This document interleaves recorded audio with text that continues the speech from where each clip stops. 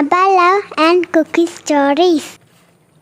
Hello welcome back to my channel. ഇന്നത്തെ പുതിയൊരു വീഡിയോയിലോട്ട് പുതിയൊരു റെസിപ്പിയിലോട്ട് എല്ലാവർക്കും സ്വാഗതം. ഇന്ന് ഞാൻ നിങ്ങൾക്കായിട്ട് പരിചയപ്പെടുത്തുന്നത് കപ്പയും മത്തിയും വെച്ചിട്ടുള്ള നല്ലൊരു ടേസ്റ്റി ആയിട്ടുള്ളൊരു റെസിപ്പിയാണ്. ഇത് വളരെ വർഷങ്ങൾക്ക് മുമ്പ് തന്നെ എൻ്റെ വല്യമ്മച്ചി എൻ്റെ തറവാട്ടിലൊക്കെ ആയിരുന്ന സമയത്ത് കേട്ടോ അന്ന് ഉണ്ടാക്കിയിരുന്ന നല്ലൊരു റെസിപ്പിയാണ്. എല്ലാവരും കപ്പയും മീനൊക്കെ ഉണ്ടാക്കിയെടുക്കുന്നുണ്ട്. അതായത് മീൻ കറി വേറെ വെച്ചിട്ട് കപ്പ വേറെ പുഴുങ്ങിയെടുത്ത് ആ ഒരു രീതിയിലാണല്ലോ നിങ്ങളെല്ലാവരും ഉണ്ടാക്കിയെടുക്കുന്നത്. ഇത് അതുപോലെയല്ല, എൻ്റെ വല്യമ്മച്ചിയുടെ ഒരു സ്റ്റൈലാണ് കേട്ടോ.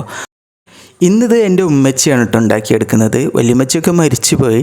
പക്ഷേ എനിക്കിങ്ങനെ ഒരു കാര്യം ഓർമ്മ വരാൻ, ഞങ്ങൾ തറവാട്ടിലൊക്കെ ആയിരുന്ന സമയത്ത് ഞങ്ങളെ തറവാട് നിൽക്കുന്നത് നന്നായിട്ട് പൊങ്ങിയൊരു മല പോലെയുള്ള ഒരു സ്ഥലത്താണ്. ഇങ്ങനെ ഒരു മല ആയിട്ട് അതിൻ്റെ അടിയിലോട്ട് താഴെ തട്ടായിട്ട് അങ്ങനെ പോകുന്നൊരു ഭൂമിയാണ്. അപ്പോൾ അതിൻ്റെ താഴെയായിട്ടാണ് പുഴ പോകുന്നത്. പുഴയിൽ നന്നായിട്ട് ഈ കാലമായിട്ടുണ്ടെങ്കിൽ നമ്മുടെ ഒക്ടോബർ മാസമൊക്കെ ആയി കഴിഞ്ഞിട്ടുണ്ടെങ്കിൽ പുഴയിൽ കൂടെ മത്തിയും കപ്പയും കൊണ്ടുപോകും. ഇതുപോലെ ചെറിയ കുഞ്ഞമ്മത്തിയാണ് കേട്ടോ അന്നൊക്കെ കൊണ്ടുപോകുന്നത്. അപ്പോൾ ഈ കുഞ്ഞമ്മത്തി വാങ്ങിക്കാനായിട്ട് വല്യമ്മച്ചിക്ക് ഭയങ്കര തിരക്കാട്ടോ. വല്യമ്മച്ചിക്ക് ഇഷ്ടപ്പെട്ട റെസിപ്പിയാണ് ഈ ഒരു കപ്പയും മത്തിയും വെച്ചിട്ടുള്ള ഈ ഒരു റെസിപ്പി. അപ്പോൾ അതിനായിട്ട് ഞങ്ങൾ ഓടിക്കും. പാത്രമൊക്കെ തന്നിട്ട് ക്യാഷൊക്കെ തന്നിട്ട് ഓടിക്കുകയാണ് ചെയ്യുക.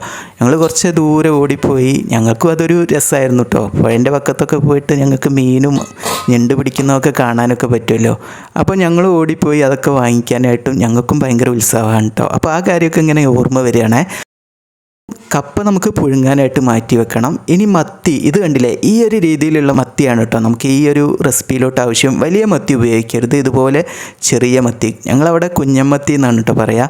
അപ്പോൾ ഈ കുഞ്ഞമ്മത്തി നന്നായിട്ട് ക്ലീനാക്കി എടുക്കുക. ഇനി നമുക്ക് ഒരു പാത്രത്തിലോട്ട് ആവശ്യത്തിനുള്ള മുളക് പൊടി, മഞ്ഞൾപ്പൊടി, ആവശ്യത്തിനുള്ള ഉപ്പും കൂടി ചേർത്ത് കൊടുക്കുക. എന്നിട്ട് നമുക്ക് ഇതിലോട്ട് ആവശ്യത്തിനുള്ള ഈ മത്തി ഒന്ന് വെന്ത് കിട്ടാൻ ആവശ്യത്തിനുള്ള വെള്ളം കൂടി ഒഴിച്ച് കൊടുത്തിട്ട് നമുക്കിത് നന്നായിട്ടൊന്ന് മിക്സാക്കി എടുക്കണം കേട്ടോ. ഇത്രയും മസാലപ്പൊടികൾ മാത്രമാണ് ഞാൻ ഈ ഒരു മത്തി വേവിക്കുമ്പോൾ ചേർത്ത് കൊടുക്കുന്നത്. അതിലോട്ട് നമ്മൾ ഉള്ളിയോ മറ്റൊന്നും ചേർക്കണില്ല. ഉപ്പ്, മുളക് പൊടി, മഞ്ഞൾപ്പൊടി ഇത് ഓരോരുത്തരുടെ ഇഷ്ടത്തിനനുസരിച്ച് ചേർത്ത് കൊടുക്കുക. എന്നിട്ട് ആ മത്തി ക്ലീനാക്കിയതും കൂടി ഇതിലോട്ട് ഇട്ട് കൊടുത്തിട്ട് നന്നായിട്ട് ഒന്നുകൂടി മിക്സാക്കി എടുക്കുക. എന്നിട്ട് നേരെ നമുക്ക് അടുപ്പിലോട്ട് വെച്ചിട്ട് ഇതിനെ വേവിച്ചെടുക്കാം. ഇനി ഇതൊന്ന് വേവിക്കാനായിട്ട് വെക്കുന്ന സമയത്ത് ഇതിലോട്ട് കുറച്ചധികം കറിവേപ്പില ഒന്ന് ഇട്ട് കൊടുത്തോളൂ കേട്ടോ. കറിവേപ്പില ഇടുകയാണെങ്കിൽ നല്ലൊരു ടേസ്റ്റ് ആവും കേട്ടോ. നമ്മുടെ ഈ ഒരു മത്തി ബിരിയാണി അല്ലെങ്കിൽ കപ്പയും മീനും വെക്കുന്നത് കഴിക്കുന്ന സമയത്ത് നല്ല ടേസ്റ്റാണ്. കൂടുതൽ കറിവേപ്പിലയാണ് കേട്ടോ ഞാൻ ഇതിലേക്കായിട്ട് ഉപയോഗിക്കുന്നത്. അപ്പോൾ അത് ഇട്ട് കൊടുത്തിട്ട് ഇതിലോട്ടായിട്ടുള്ളൊരു അരപ്പുണ്ടാക്കിയെടുക്കുക. അപ്പോൾ അതിലേക്കായിട്ട് ഞാനൊരു 7 ചെറിയ ഉള്ളിയാണ് ഉപയോഗിക്കുന്നത്. അപ്പോൾ ചെറിയ ഉള്ളി നമുക്ക് മിക്സിൻ്റെ ജാറിലേക്ക് ഇട്ട് കൊടുക്കുക. ഒരു 4 വെളുത്തുള്ളി ഇട്ട് കൊടുത്തിട്ടുണ്ട്. ഇനി നമുക്കിതിലോട്ട് കുറച്ച് കാന്താരി മുളകും കൂടി ചേർത്ത് കൊടുക്കുക. കാന്താരി മുളകോ സാധാരണ എന്ത് മുളകാണെങ്കിലും ഇട്ട് കൊടുത്താൽ മതി. ഞാനിവിടെ കാന്താരി മുളകുള്ളത് കാരണം അത് ഇട്ട് കൊടുക്കുക എന്ന് മാത്രം. കുറച്ച് നല്ല ജീരകം, ഏകദേശം ഒരു 3/4 ടീസ്പൂൺ അളവിൽ നല്ല ജീരകമാണ് കേട്ടോ, പെരുംജീരകമല്ല, നല്ല ജീരകം കൂടി ചേർത്ത് നമുക്ക് തേങ്ങ, ഒരു മുറി തേങ്ങയാണ് കേട്ടോ ഞാനിവിടെ ഉപയോഗിക്കുന്നത്. അത്യാവശ്യം വലിയ തേങ്ങയാണ്, ഏകദേശം ഒരു മുറി ഉണ്ടാവും. ഞാനിവിടെ ഒരു 1 കിലോഗ്രാം അളവിൽ കപ്പ ഉപയോഗിക്കുന്നുണ്ട്. അപ്പോൾ അതിലോട്ട് ഇത്രയും തേങ്ങ നമുക്ക് ആവശ്യമുണ്ട് കേട്ടോ. എന്നിട്ട് നമുക്ക് ഇതിനെ ഈ ഒരു പരുവത്തിൽ വേണം ചതച്ചെടുക്കാനായിട്ട് കേട്ടോ. നന്നായിട്ട് അരഞ്ഞു പോകണ്ട, ഇതുപോലെ ഒന്ന് ചതച്ചെടുക്കുക. അപ്പോഴേക്കും നമ്മുടെ കപ്പ നന്നായിട്ട് വെന്തിട്ടുണ്ട് കേട്ടോ. ഈ ഒരു കപ്പ കണ്ടോ, ഇതിൽ ഞാൻ മഞ്ഞൾപ്പൊടി ഒന്നും ഇട്ടിട്ടില്ല കേട്ടോ. ഈ ഒരു കപ്പൻ്റെ കളർ ഇതാണ്, എൻ്റെ വീട്ടിലുണ്ടായിട്ടുള്ളതാണ് കേട്ടോ. ഇത് നമ്മൾ ഒരു മൂട് പറിച്ചിട്ടുണ്ടെങ്കിൽ ഏകദേശം ഒരു 8 കിലോഗ്രാമോളം കപ്പ നമുക്ക് കിട്ടും. അത്രയും നല്ല ടേസ്റ്റുമാണ് കേട്ടോ. ഇത് വെന്ത് കഴിയുമ്പോൾ കഴിക്കാനായിട്ടും നല്ല ടേസ്റ്റാണ് ഈ കപ്പ. അപ്പോൾ ഈ കപ്പയൊക്കെ നന്നായിട്ട് വെന്തതിന് ശേഷം നമുക്ക് മത്തി എന്തായെന്ന് നോക്കാം. മത്തി നന്നായിട്ട് തിളച്ച് വരാനായിട്ട് തുടങ്ങിയിട്ടുണ്ട് കേട്ടോ. അപ്പോൾ ഈ തിളച്ച് വരുന്ന സമയത്ത് നമുക്ക് അതിലോട്ട് ഒരു കാര്യം കൂടി ചേർത്ത് കൊടുക്കാണ്ട് കേട്ടോ. പുളിയാണ്, വാളംപുളി നന്നായിട്ടൊന്ന് പിഴിഞ്ഞെടുക്കണം. കുറച്ച് കൂടുതൽ വേണ്ട, നമ്മൾ സാധാരണ കറിയിലോട്ട് ഒഴിക്കുന്ന പോലെ ഒന്നും വേണ്ട കേട്ടോ, കുറച്ച് മതി. എന്നിട്ട് അത് ഇതിലോട്ട് ഈ ഒരു സമയത്താണ് ചേർത്ത് കൊടുക്കേണ്ടത് കേട്ടോ. ഇതുപോലെ നന്നായിട്ടൊന്ന് പിഴിഞ്ഞ് കുറച്ച് ഒഴിച്ച് കൊടുത്താൽ മതി. അതും കൂടി ഒഴിച്ച് കൊടുത്ത് നമുക്ക് വീണ്ടും ഒരു 2-3 മിനിറ്റ് ഒന്നും കൂടി തിളപ്പിച്ചെടുത്ത് അതിന് ശേഷമാണ് കേട്ടോ നമ്മളിത് ഉപയോഗിക്കേണ്ടത്. അപ്പോൾ നമ്മുടെ കപ്പ ഇനി നമുക്ക് നന്നായിട്ടൊന്ന് മിക്സാക്കി എടുക്കാനായിട്ട് വലിയൊരു പാത്രത്തിലോട്ട് ഞാൻ ഇട്ട് കൊടുത്തിട്ടുണ്ട് കേട്ടോ. ഇത് ഏകദേശം നന്നായിട്ട് വെന്തിട്ടുണ്ട്. അപ്പോൾ ഇനി നമുക്കിതിലോട്ട് നമ്മുടെ മത്തി ഉണ്ടല്ലോ, മത്തി വേവിച്ചത് ഇതുപോലെ ചേർത്ത് കൊടുക്കുക. ആദ്യം നമുക്ക് ആ മത്തി മുഴുവനായിട്ടൊന്ന് ചേർത്ത് കൊടുത്ത് നമ്മൾ ഒഴിച്ചു കൊടുത്തിട്ടുള്ള വെള്ളം ഉണ്ടല്ലോ, വെള്ളം നമുക്ക് ഈ സമയത്ത് ഒഴിച്ചു കൊടുക്കണ്ട. ഓരോരുത്തരുടെ കൺസിസ്റ്റൻസി അനുസരിച്ചിട്ട് ഒഴിച്ചു കൊടുത്താൽ മതി.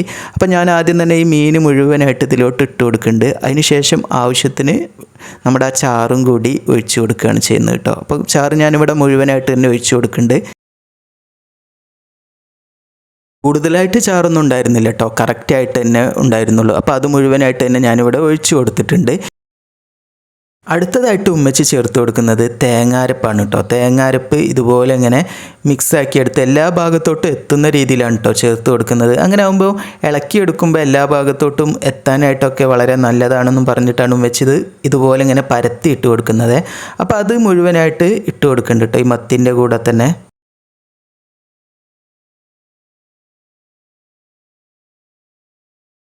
ഇനി ഇതൊന്നും അവിടെ നിൽക്കട്ടെ, നമുക്ക് ഇതിലോട്ടായിട്ടുള്ള ഒരു താളിപ്പ് ഉണ്ടാക്കിയെടുക്കണം കേട്ടോ. ഇതൊന്ന് താളിച്ച് ഒഴിച്ച് കൊടുക്കുന്നത് വളരെ നല്ലതാണ്, അല്ലെങ്കിൽ വെളിച്ചെണ്ണ ഒഴിച്ച് കൊടുത്താൽ മതി താളിപ്പ് ഇഷ്ടമല്ലാത്തവർക്ക്. അപ്പോൾ ഞാൻ കുറച്ച് വെളിച്ചെണ്ണ ചീനച്ചട്ടിയിലോട്ട് ഒഴിച്ച് കൊടുത്ത് അതിലോട്ട് ആവശ്യത്തിന് കടുകും കൂടി ഇട്ട് കൊടുത്തിട്ടുണ്ട്. ഇനി കുറച്ച് ചെറിയുള്ളി, ഏകദേശം ഒരു 5 ചെറിയുള്ളി നന്നായിട്ടൊന്ന് സ്ലൈസാക്കി എടുത്ത് അതും കൂടി ഇതിൻ്റെ കൂടെ ഇട്ട് കൊടുത്ത് നന്നായിട്ടൊന്ന് വറവിട്ടെടുക്കുകയാണ് ചെയ്യുന്നത് കേട്ടോ. എന്നിട്ട് നമുക്കിത് നേരെ ഇതിലോട്ട് ഒഴിച്ച് കൊടുക്കുക. കൂടുതലായിട്ട് നമുക്കത് ഗോൾഡൻ ഫ്രൈ ആയി കിട്ടേണ്ട ആവശ്യമൊന്നുമില്ല. ഒന്ന് മൂപ്പിച്ച് കിട്ടുമ്പോൾ നമുക്ക് ഇതിലോട്ട് ഒഴിച്ച് കൊടുത്ത് നന്നായിട്ട് ഇതൊന്ന് മിക്സാക്കി കൊടുക്കുക. ഈ ഒരു രീതിയിലാണ് കേട്ടോ നമ്മളിത് ചെയ്തെടുത്തിട്ടുള്ളത്. അല്ലാതെ നിങ്ങൾക്ക് ഈ താളിപ്പ് ഇഷ്ടമില്ലാത്തവർക്ക് ഇതുപോലെ പച്ച വെളിച്ചെണ്ണ ഒഴിച്ച് കൊടുത്ത് നന്നായിട്ടൊന്ന് മിക്സാക്കി എടുത്താലും നല്ല ടേസ്റ്റി ആയിരിക്കും. ഇനി നമുക്ക് ഈ മത്തിയും കപ്പയും അരപ്പും എല്ലാം കൂടിയിട്ട് എല്ലാ ഭാഗത്തോട്ടൊന്ന് എത്തി കിട്ടുന്ന രീതിയിലൊന്ന് മിക്സാക്കി എടുക്കണം. കൂടുതൽ ഉടഞ്ഞു പോകണ്ട കേട്ടോ, അപ്പോൾ ഒരു ടേസ്റ്റ് കുറവായിരിക്കും. കൂടുതൽ ഉടച്ചെടുത്തിട്ടുള്ളതാണ് ആളുകൾക്ക് ഇഷ്ടം എന്നുണ്ടെങ്കിൽ നിങ്ങൾക്ക് അതുപോലെ ചെയ്തെടുക്കാം. ഞാനിതുപോലെ കൂടുതലായിട്ട് ഉടച്ചെടുക്കുന്നില്ല, ഈ ഒരു പരുവത്തിലാണ് കേട്ടോ ചെയ്തെടുക്കുന്നത്. ടേസ്റ്റി ആയിട്ടുള്ളൊരു നാടൻ റെസിപ്പിയാണ് കേട്ടോ. അപ്പോൾ എല്ലാവരും ഇതുപോലെ ഒന്ന് ഉണ്ടാക്കി നോക്കണം. ഇനി ഇതിൻ്റെ മുകളിലോട്ട് കുറച്ച് കറിവേപ്പില ലാസ്റ്റ് ഒന്ന് വെതറി കൊടുക്കുന്നുണ്ട് കേട്ടോ, ഇതൊരു ഭംഗിക്ക് വേണ്ടിയിട്ടാണ്. അപ്പോൾ ഇതേ രീതിയിൽ നിങ്ങൾ എല്ലാവരും ഒന്ന് ട്രൈ ചെയ്ത് നോക്കണം. എന്നിട്ട് അതിൻ്റെ ഫീഡ്ബാക്ക് താഴെ കാണുന്ന കമൻറ്റ് ബോക്സിൽ എന്നെ എഴുതി അറിയിക്കാനും മറക്കരുത്. എൻ്റെ ചാനൽ ആദ്യമായിട്ട് കാണുന്നവരാണെങ്കിൽ സബ്സ്ക്രൈബ് ചെയ്യാനും കൂടെ തന്നെ ആ ബെൽ ബട്ടൺ ഒന്ന് എനേബിൾ ചെയ്യാനായിട്ടും മറക്കരുത്. എന്നാലേ ഞാനിടുന്ന ഓരോ വീഡിയോസും നിങ്ങൾക്ക് അപ്പോൾ തന്നെ നോട്ടിഫിക്കേഷനായിട്ട് വരത്തുള്ളൂ കേട്ടോ. ഉടച്ചെടുത്ത് കഴിഞ്ഞപ്പോൾ ഇതിൻ്റെ ഒരു സ്മെല്ലുണ്ടല്ലോ, എനിക്ക് പിടുത്തം വിട്ടു. അത്രയും ടേസ്റ്റാണ് കേട്ടോ, നല്ല സ്മെല്ലുമാണ് കേട്ടോ. ഇത് കഴിക്കാനായിട്ട് ഇഷ്ടപ്പെടുന്നവർക്ക് നല്ലൊരു ചോയ്സാണ്. ലഞ്ചായിട്ട്, ബ്രേക്ക്ഫാസ്റ്റായിട്ട്, ഡിന്നറായിട്ട് എന്തായിട്ടും നമുക്കിത് സെർവ് ചെയ്യാനായിട്ട് പറ്റുന്ന നല്ലൊരു റെസിപ്പിയാണ്. അപ്പോൾ ഇതേ രീതിയിൽ നിങ്ങൾ എല്ലാവരും ഉണ്ടാക്കി നോക്കണം. ഇനി നമുക്ക് പുതിയൊരു വെറൈറ്റി റെസിപ്പിയുമായി പുതിയ വീഡിയോയിൽ കാണാം. താങ്ക്